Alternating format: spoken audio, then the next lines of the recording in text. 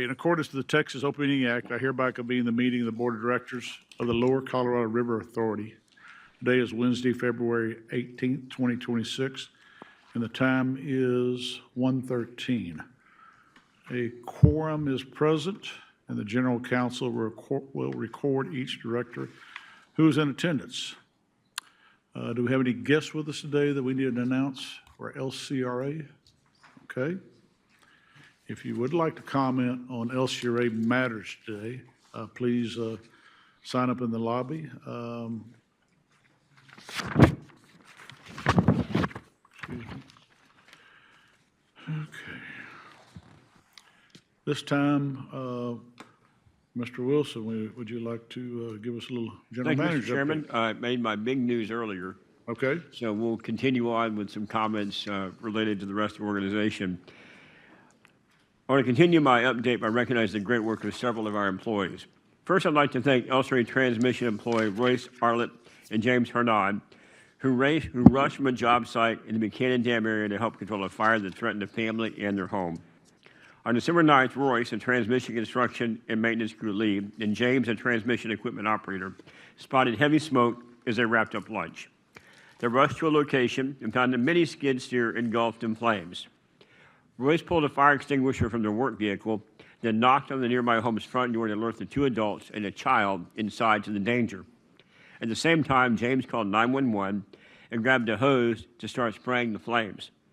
Because of Royce and James's quick response, the family escaped their house safely, and the fire damage was minimal.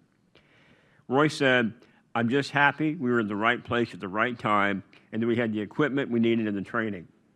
To me, it's something anyone would do, help others out," James added. "I didn't even think about it. I just reacted." Royce and James, if you're here, please stand. Either way, let's thank them for their quick thinking, heroic response, and living out LCRA's vision of focusing on safety.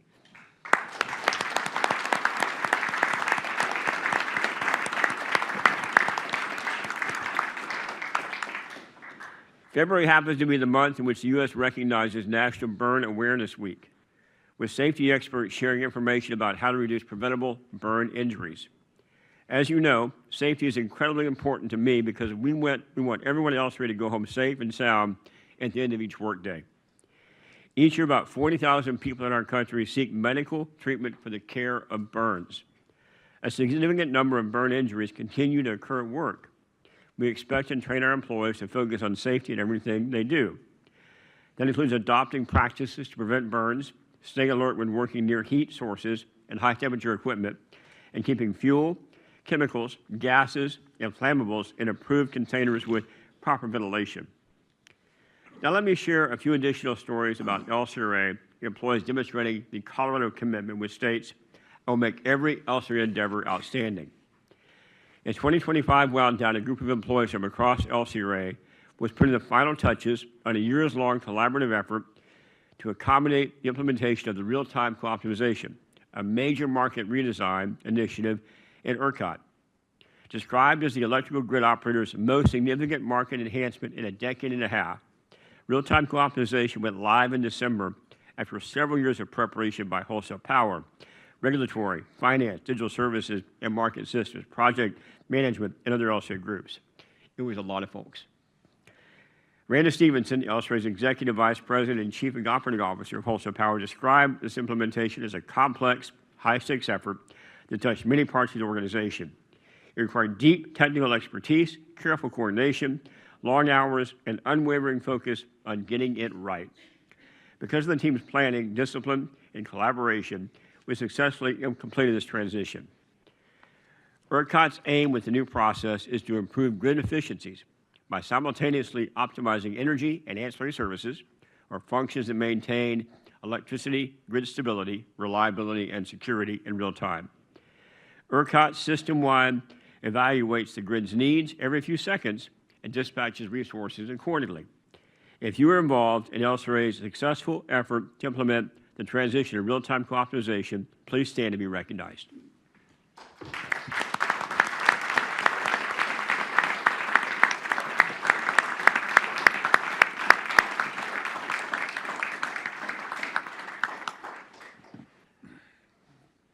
Now I want to recommend our telecommunications group, which demonstrated the Colorado commitment. We're working with the FBI to support effective communication during the flood response efforts in the Hill Country this past July.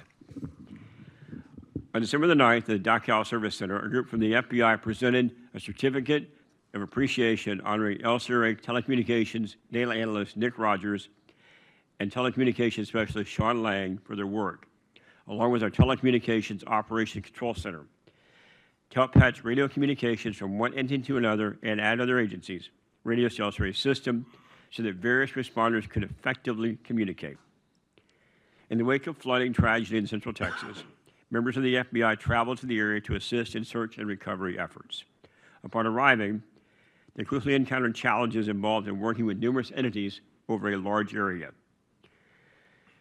As FBI personnel spread out from Kerrville and Kerr County east to Canyon Lake and Comal County, they struggled to communicate with first responders from other jurisdictions.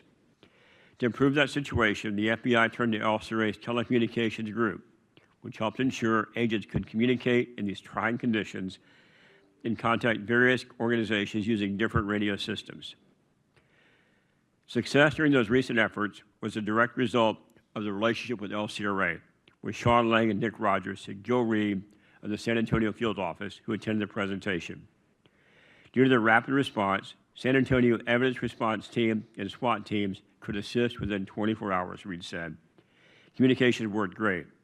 Nick and Sean also received the FBI Director's Awards. Thank you to Nick and Sean and all the telecom team who helped their fellow Texans during a tragic, immensely difficult time. Nick and Sean, if you're here, please stand.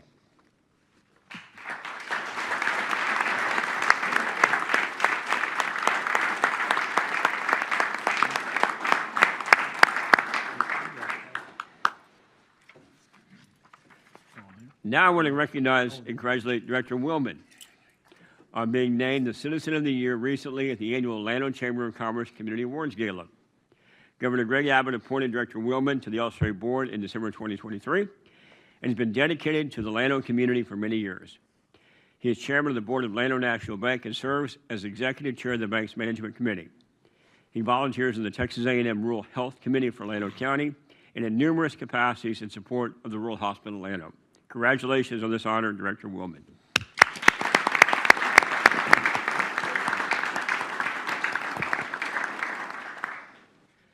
In closing, I want to share one more story about LCRA employees demonstrating the Colorado commitment. This one describes how our telecommunications group came to the aid of a Central Texas internet provider that may soon be a new LCRA customer. We all know Texans love their college football. So when Central Texas Telephone Cooperative needed a backup plan to ensure its retail internet customers could watch college football playoff games, this is important, y'all, LCRA Telecommunications jumped into actions. After experiencing several outages using technology from other telecommunication providers, not to say any names, CTTC contacted Guadalupe Valley Telephone Cooperative, an LCRA Telecommunications customer, for possible solutions. That same afternoon, a GVTC representative called LCRA Telecom account manager Gina Dodd to discuss options. With Central Texas Telephone Cooperative's need for internet reliability during the playoff games, once again, this is serious, became apparent, Gina began making calls to the telecom operations team to see if that could be accomplished at short notice. Programmers and field technicians across telecom moved quickly to help. The next day, the day the college football playoff kicked off, network field technician Dylan Petrosky traveled to Goldthwait to install the gear needed on that end. Meanwhile, network field technician Ruben Canina headed to the Texas One data center in Austin to install gear at the other end of the circuit. This is not easy. A lot of complexity in this. Network system engineer Jason Morgan got to work on the programming. By noon that day, LCRA Telecommunications was ready to hand off the solution to CTTC. Impressed by this quick professional response, they're ready to discuss more telecom solutions with LCRA. Gina, Dylan, Ruben, Jason, anyone else who are involved in these efforts, please stand so we can thank you for your Colorado commitment and for demonstrating our values of taking initiative and focusing on the service.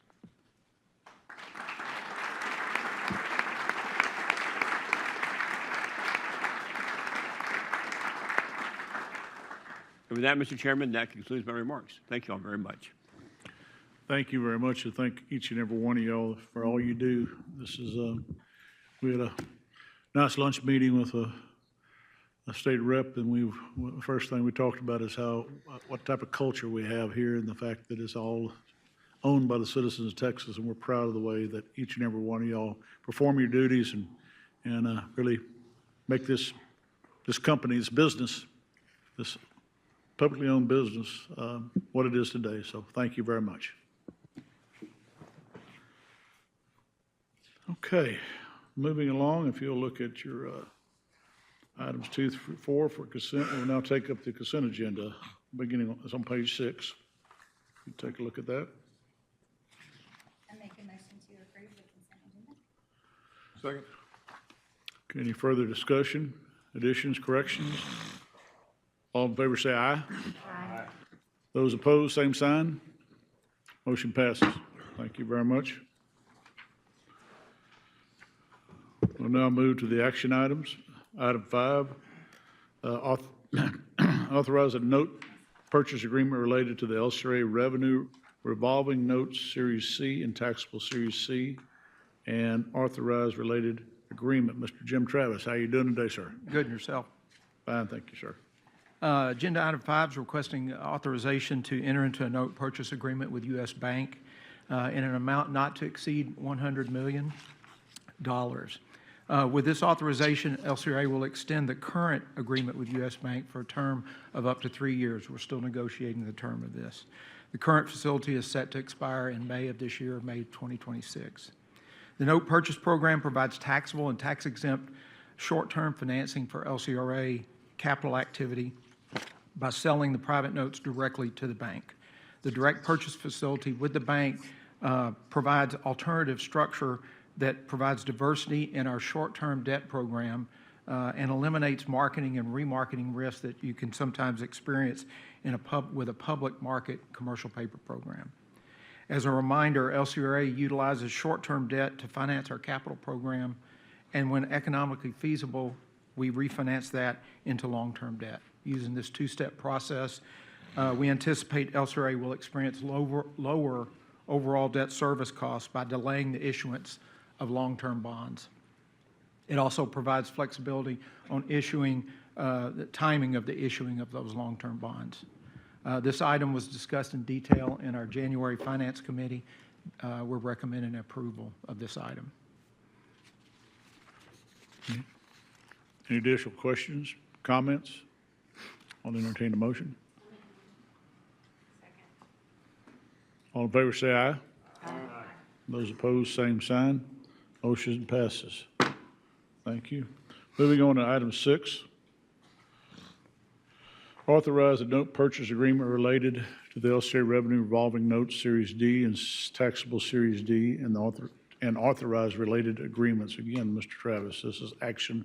This is item 6. Yes, sir. This item is similar, requesting authorization to enter into a note purchase agreement with J.P. Morgan Bank in an amount not to exceed $100 million. With this authorization, we'll extend the current agreement with J.P. Morgan for a term of 3 years. This current facility is set to expire in March of this year. The note purchase program, again, is similar to the previous agenda item in that it provides taxable and tax-exempt short-term financing for our LCRA activity by selling those private notes to the bank. It offers that diversity, allowing us to not only have to rely on a commercial paper program. Again, we discussed this in the January Finance Committee in detail. Be happy to answer any questions you may have on this one. Questions, comments for Mr. Travis? Entertain a motion. I make a motion to approve. Second. Okay. We have a motion and a second. All in favor say aye. Aye. Those opposed, same sign. Motion passes. Thank you. Moving along to item 7, approve an LCRA transmission contract, Revenue Note Series E, note purchase agreement, and authorize related agreements. Again, Mr. Travis. So this Damn, is you got a lot of money going on here, Jim. Got to keep everybody happy. All right. That's so nice of you. Agenda item 7 is a companion item to an item in the LCRA TSC board agenda. And what this is going to be requesting authorization to enter into, again, a similar note purchase agreement with, this time with U.S. Bank, in an amount not to exceed $100 million. Again, this authorization will extend the current agreement up to 3 years, and the current facility is set to expire in May of 2026. Be happy to answer any questions you may have on this one. Questions, comments? I'll entertain a motion on item 7. I'll move. Second. All in favor say aye. Aye. Those opposed, same sign. Motion passes. Thank you, sir. Moving along. Item 8, supplemental resolution and issuance of LCRA refunding revenue bonds. Again, Mr. Travis. Yes, sir. Item 8 is requesting authorization to issue up to $400 million of LCRA debt. This transaction will primarily refinance short-term debt associated with LCRA generation and telecommunication assets. Additionally, the bond issue may refinance some existing outstanding LCRA long-term debt if economically feasible. As a reminder, our capital that is to be debt funded is funded first with short-term debt, and then as appropriate, we refinance that into long-term debt. The short-term debt is refinanced into that when it's economically feasible and consistent with the business plan the board has approved. Other variables that may impact the timing of that refinancing would be market conditions and the amount of liquidity that we have available within the credit facilities, those credit facilities that you just approved. This transaction was discussed in detail at the January Finance Committee, and the expectation is this transaction would occur in early May. At least right now, we're thinking that's when we're going to go to market for that. I'll answer any questions you may have on this topic, on this item. Questions, comments?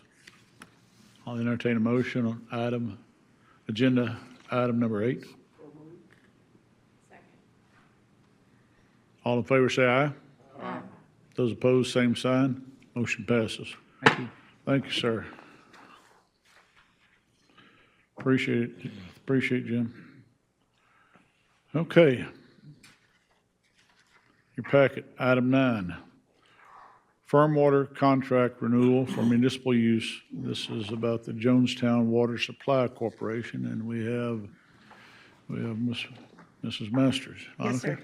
Yes, sir. Agenda item 9 is for the renewal and expansion of a firm raw water contract for the Jonestown Water Supply Corporation. Jonestown WSC has requested to renew their current contract for 750 acre-feet per year for a 40-year term, and to add an additional 876 acre-feet per year to address growth for a maximum annual quantity total of 1,626 acre-feet per year. Rising demands in Jonestown Water Supply Corporation service area has caused them to exceed their current MAQ by about 10 to 20% over the past 3 years, for which they've had to pay our inverted block rate. The additional 876 acre-feet will help this growing lake community in northwest Travis County address growth over the 40-year contract term.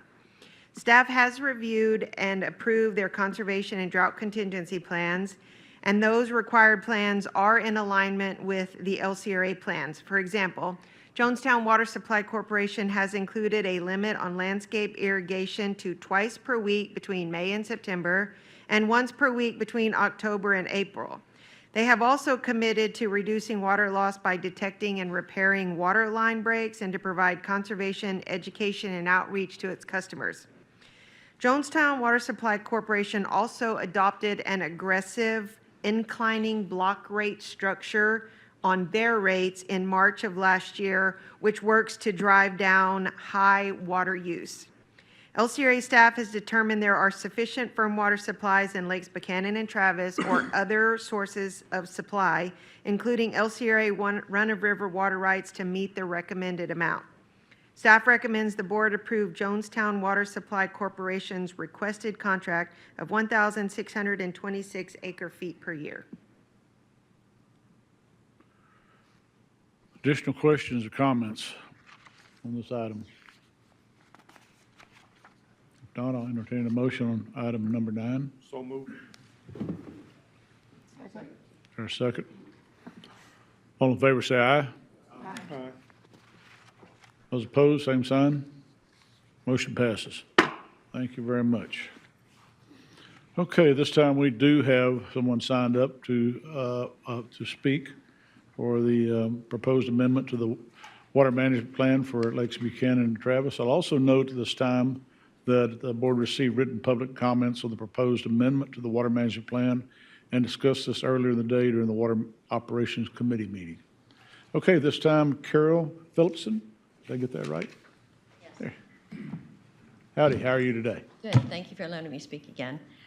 I'm new to this, so I'm not sure if I'm going to tell you something that you already know, but I don't know this. So the AI data center industry is so new to all of us. The majority of us have little knowledge of their complex inner workings and the true natural resources requirements. We all need to be educated. This fact is very apparent as I witness many city council approving them without knowing what they are approving and the long-term effects they will have on their communities. For example, as you know, the Edwards Aquifer is on the verge of declaring the first ever stage 4 emergency response period, drought period. Yet San Marcos, now with 3 data centers, is considering a 4th as we speak. I look to LCRA to provide specific guidelines and education for local decision makers, plus oversee the process to avoid approval of data centers that will have negative consequences to local residents and businesses. So like, I don't know if you already do that, but they need help because I don't know, they keep approving. I don't know if they know what they're approving because when I go to these city council meetings, there's just not, it doesn't sound like they know what they're talking about. So they really need to be educated. I don't know how you do that, but it's very important. Thank you. Thank you, ma'am. We appreciate your comments. Okay. Moving along, item 10, proposed amendment to the water management plan for Lakes Buchanan and Travis. Ms. Masters and Brother John. Yeah, I'll be taking this one. Directors, good afternoon. The water management plan is an operational plan designed to ensure that LCRA can meet its firm demands without shortage through a repeat of a drought of record. The water management plan sets forth the conditions under which we can provide interruptible stored water for our irrigated agriculture while protecting firm customers' demands. And that's fundamentally what this is about. The water management plan also makes water available to help meet the environmental needs of the lower Colorado River and for Matagorda Bay. Back in 2020, the TCEQ entered into an order that said that we needed to begin this process of updating our water management plan by March of 2025.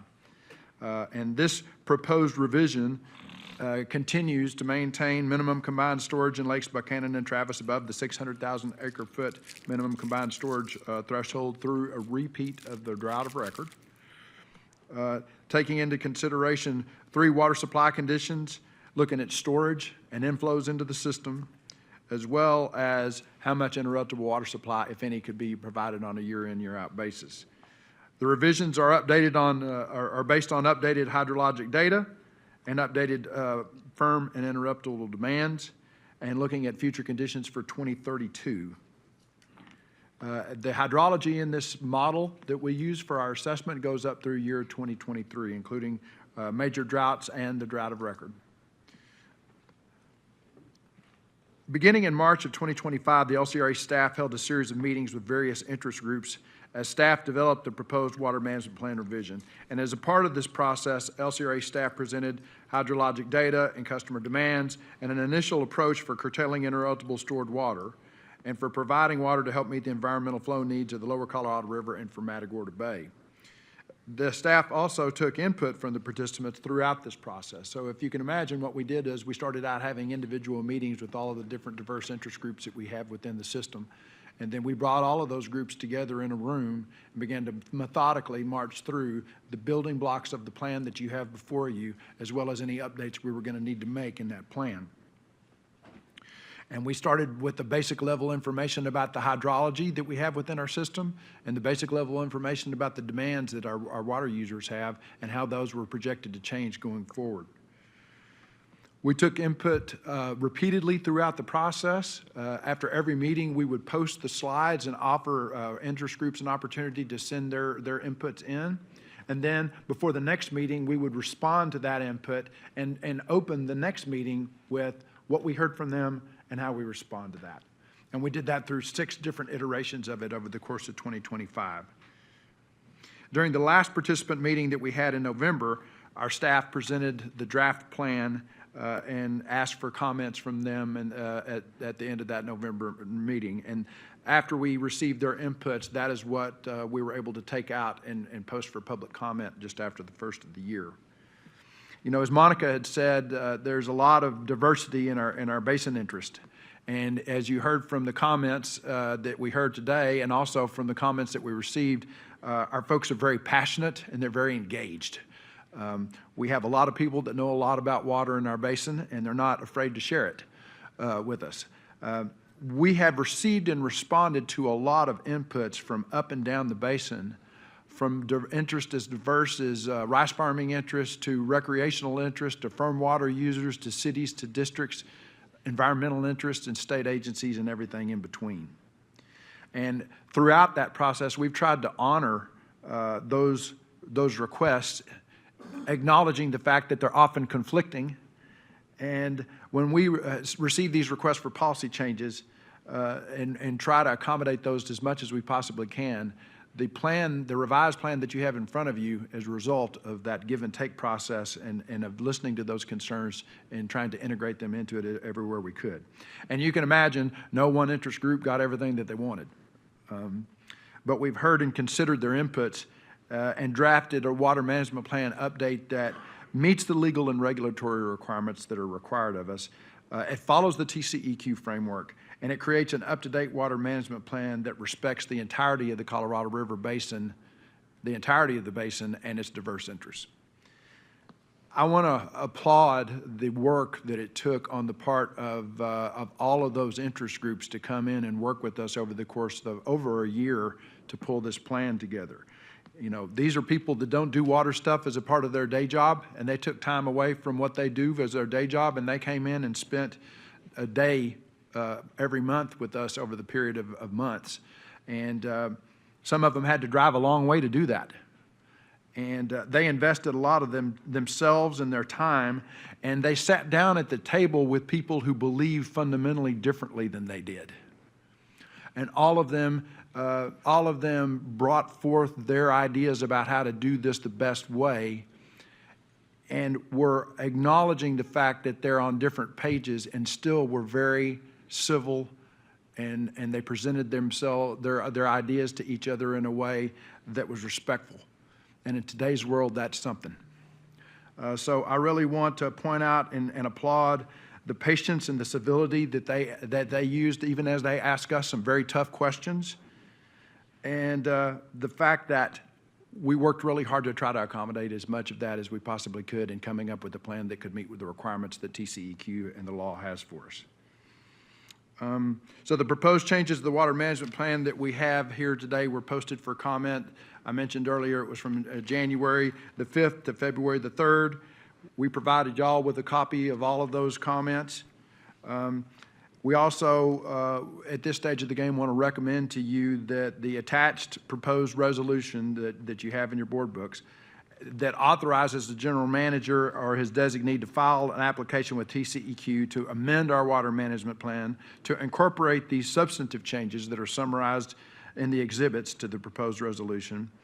And this allows the staff to be able to make non-substantive changes if we need to the staff proposal and to make other appropriate updates. This application will be the basis of the proposed water management plan for the TCEQ to adopt and for LCRA to implement. And with that, I have answers for any questions that you have. Yes, sir. Wait.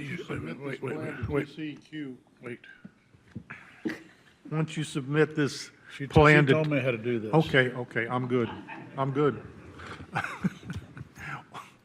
Once again, once you submit this plan How long will it be before TCEQ will rule on it? Director Crane, that is going to depend a whole lot on what happens after we get to TCEQ. So initially, what will happen is we'll go through a process with the Texas Commission on Environmental Quality where they will review our application. And in effect, what this is an amendment to LCRA's water rights. And it will be treated as an amendment to a water right. So we will go through a process where the state will make sure that all of our information that is required of us is provided. So the administrative completeness of the application will be checked to make sure that they have everything they want to look at. After that, they will start a qualitative review of the information that's within the packet and an analysis of what's in that proposed amendment. At a certain point, they will notice all of the folks within the Colorado River Basin that we are proposing this amendment to our water right in the form of this water management plan update and give the affected public the opportunity to be able to both comment and potentially participate in any type of a contested hearing that might result as a part of this. If there's no one that protests, the process could move relatively quickly through TCEQ. And it's even discussed that we could possibly see these new, more conservative provisions put in place before this time next year. If there are protestants or affected parties that choose to want to protest, that becomes a contested process that will at some point end up before the State Office of Administrative Hearings in all likelihood. Historically, that has taken a number of years to resolve. What plan do you live under if it's not resolved? Under while you're doing any of the proceedings at TCEQ, the current water management plan will remain in effect until it's replaced. Thank you. Yes, sir. So we went over the reduction in environmental flows earlier.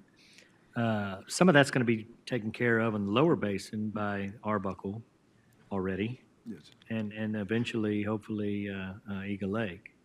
What about us poor souls between the dam and Eagle Lake who saw, low flow last summer, which caused a huge algae bloom as a result? We're kind of stuck in the middle of there. Can you help? Sure.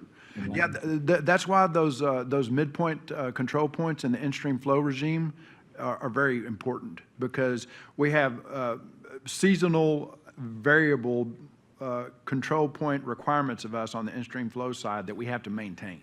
And in fact, those have been more substantive for us over the last couple of years than our bay requirements have been. So particularly at the Bastrop, Columbus, and Wharton part of the system, those they vary by month, and they vary by season, and they also vary by how much water is in combined storage. But those minimal amounts that are in there have to be maintained, even if it requires releases from storage to maintain them. So that's an important part of what we have to do to make sure that the environment remains taken care of throughout the process.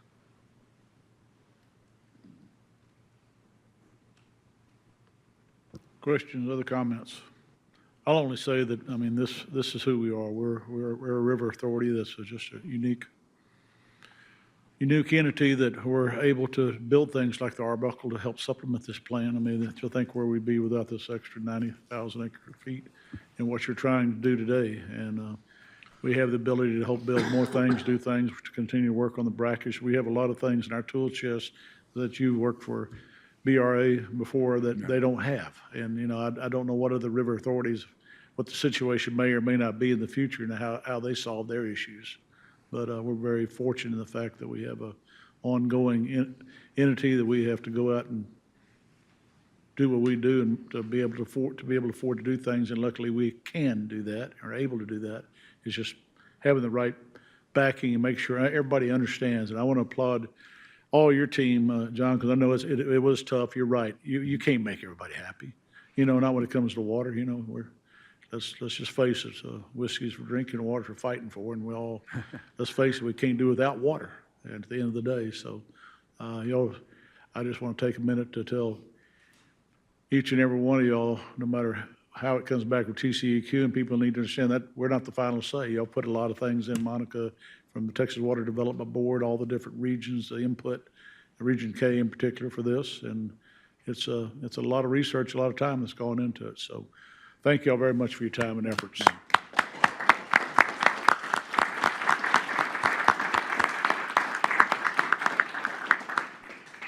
Any further comments or questions?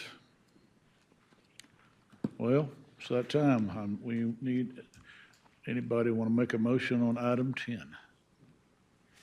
So moved. Okay. All in favor, say aye. Aye. Those opposed, same sign. Aye. I understand why we're doing this. I understand the increased demand up here. I understand also that the only place that y'all have to take water from is interruptible, and that's us. I get it, but I don't like it. So I vote against it. Okay. So noted. Do we have one or two? Two. Okay. Okay. That being said, thank you very much. Motion passes. Thank you very much.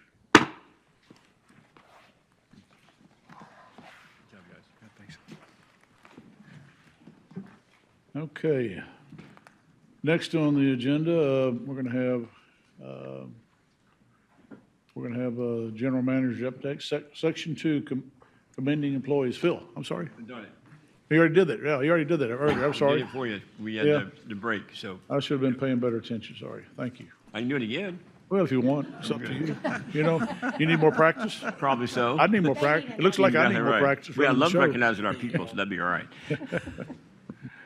Okay, at this time, we do have a need for executive session, so staff and guests may be excused while the LCRA Board goes into executive session. Okay. We will now go into executive session of the LCRA Board of Directors pursuant to sections 551.071, 551.072, 551.074, 551.076, 551.086, 551.089, and 418.183F of the Texas Government Code. Today's date is February 18th, 2026, and the time is 1:50. We have concluded the executive session of the LCRA Board of Directors and now return to open session. Today's date is Wednesday, February 18th, 2026, and the time is 2:39. Are there any other items to come before this board today? Hearing none, this meeting is adjourned at 2:39.